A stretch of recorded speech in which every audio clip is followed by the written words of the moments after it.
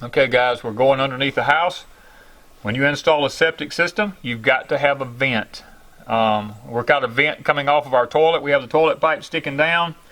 This is going to be running to a 2-inch pipe. The vent off of the toilet goes all the way through the walls and comes up out at the top of the roof up yonder to vent the septic system and to give an airflow into the system so that when you flush the toilet, it allows air to come in as the water goes down through the pipe. So next thing we're going to do is install this underneath the house.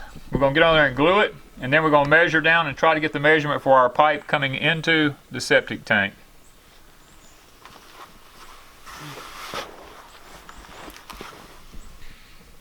Okay guys, when you get these, make sure you get a DWV as a drain with a vent pipe, and always make sure that your angle is pointing down into the system so that if water ever gets into it, it will go down into the system, rather than if you turn it up like this and you flushed your toilet, it would go over into this and it would stop up your system. So you want to make sure it's always turned in the right direction. And yes guys, I know y'all are going to say this is not the code because I'm not using a cleaner, but and code does say you have to use a cleaner, but this is not under pressure, so I'm not really worrying about it.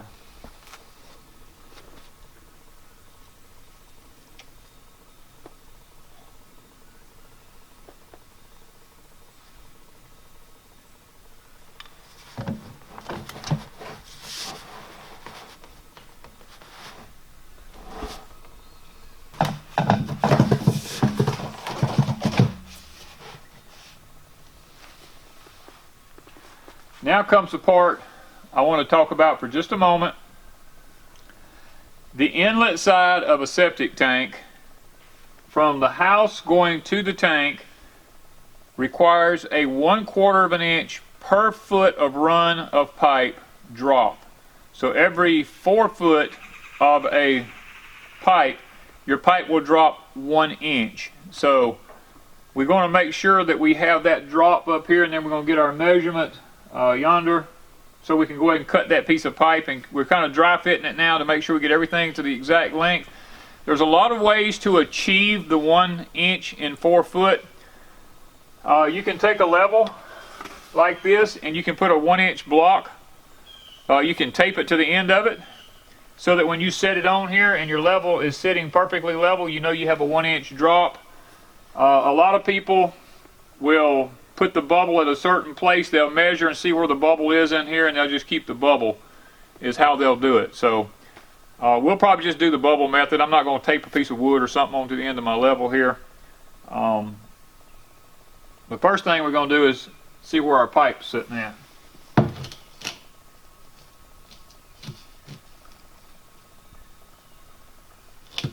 Okay, our pipe is running uphill just a little bit, so we're okay with that. But we're going to make sure that we get our 1/4 inch. I'm going to look and see where 1 inch is. There we go.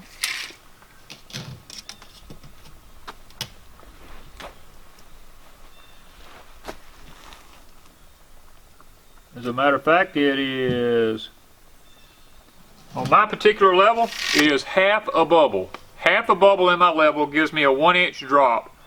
So we're perfectly fine with that. I'll just use the half a bubble method. As a matter of fact, it is sitting at a half a bubble right now.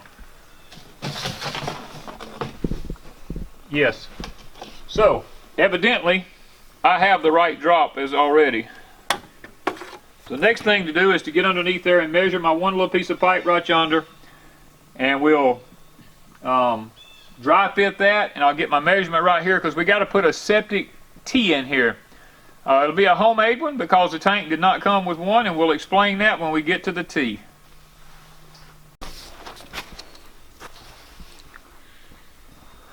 Okay guys, this is the rubber grommet. We just slipped it on the pipe here. They fit real tight around it. This is what's going to go through the hole in the tank and seal it off so that we don't have any water get into it.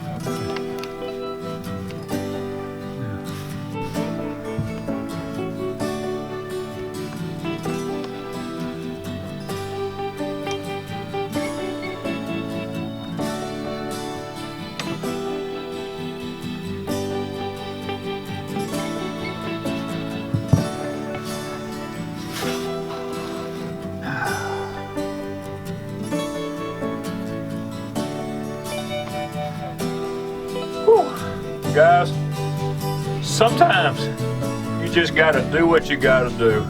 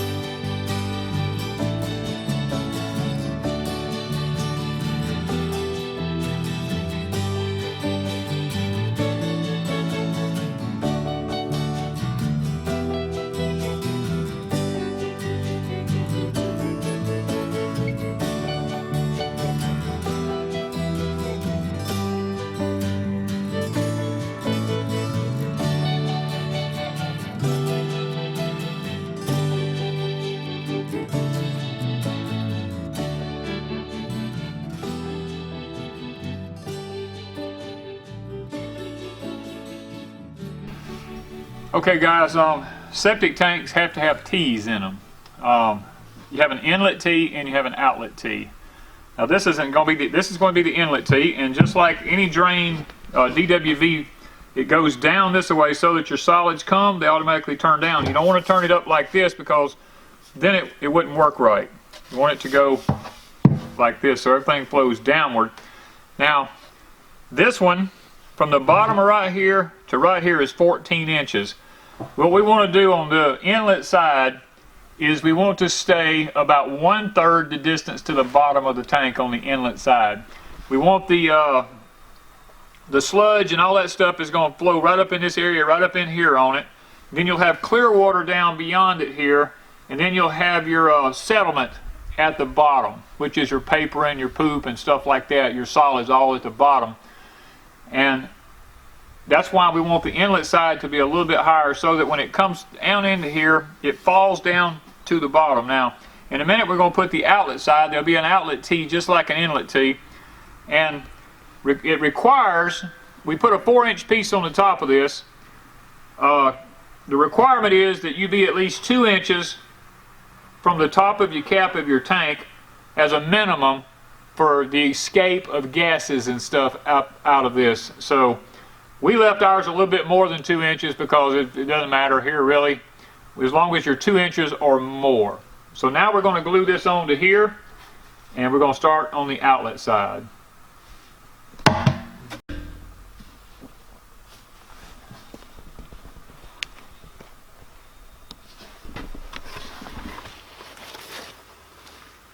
Okay guys, one of the things I'm going to do is we got just enough dirt in this hole to cover up to the top of the pipe. I'm going to put a little water around it because I want to make sure the dirt goes under the pipe so that we don't have a sag in the pipe or something in the future.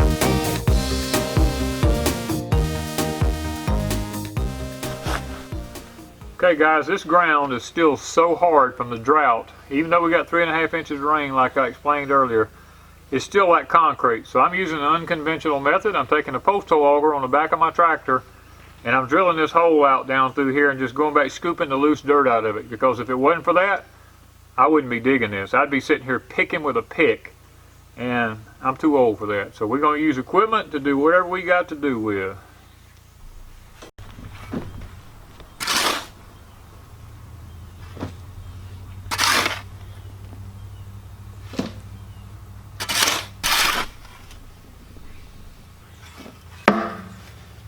Okay guys, we're going to, like we mentioned before, we're going to put the tank probably a third of the way full of water, maybe even half. We just keep bringing 5-gallon bucketfuls of water over here, pouring it in it, so that we got enough weight in the tank in the event that it rains, it doesn't float up out of the ground. And plus it helps to settle it when it rains. So keep that in mind when you're dealing with these plastic tanks. They will float like a cork in the water.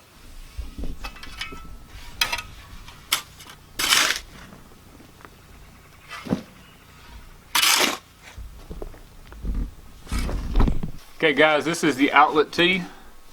Now the outlet tee has to go like 2/3 the distance down in the tank. And you have to realize now the outlet side is 3 inches lower than the inlet side is. So you have to take that into compensation. We put a 4-inch top on this one over here to keep it 5 inches from the top of the lid.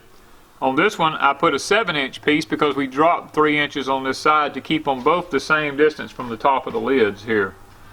And this piece here, I ended up cutting it, I cut it 14 inches long, which makes it 16 from here down. And we've already dropped 3 inches on the outlet side, so that makes us 19 inches deep down in the tank, which is plenty for what we need here. So we've got the tee, the outlet tee is made now. So what we're going to do now is we're going to put this pipe in. This is our outlet pipe. Now the outlet pipe has to drop a minimum of 1/8 of an inch. It can drop more, but it has to be at least 1/8 of an inch. So we're going to go more than 1/8 of an inch. I'm going to drop mine down pretty quick because I'm going kind of downhill here a little bit. And this is the outlet side, so it doesn't matter until you get to the leach field. Once you get to the leach field, then it has to be level. So from the tank to the leach field, it can drop whatever you want as long as it's 1/8 of an inch or more. So we're going to try to get this in, get this drain tee on here, and we're going to put the top on this thing. Guys, we're ready to cover this baby up. Okay guys, I'm going to go ahead and glue my fitting on this end before I put it in the ground, because we have a road right here and I got to make a bend. So we're going to put a 22.5 degree elbow on here so that we can angle it over this way, and then we'll put another 22.5 back in the opposite direction to take it back straight so we can put our leach field out there.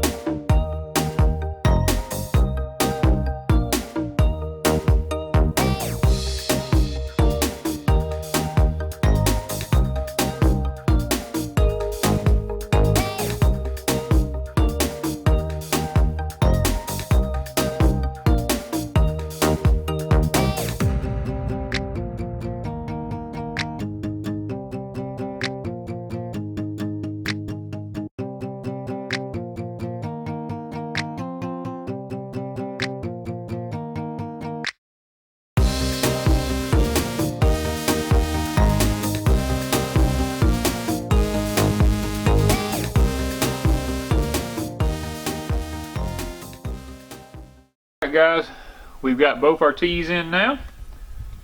Time to put some more water in it. We're going to bring it on up with a little bit more water so we know that this thing's got enough weight in it that it doesn't want to come up out of the ground. And then we're going to put our lid on it and we're going to start digging our leach field.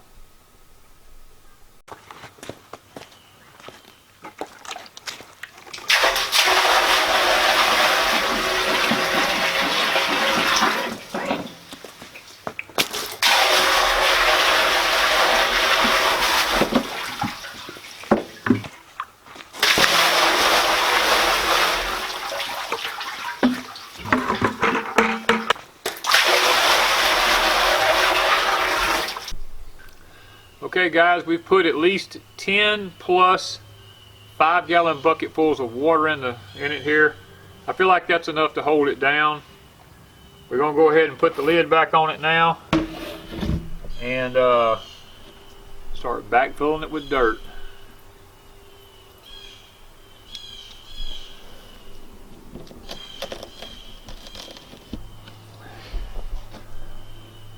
Okay guys, we got the lid on. We're going to start covering it up with dirt now.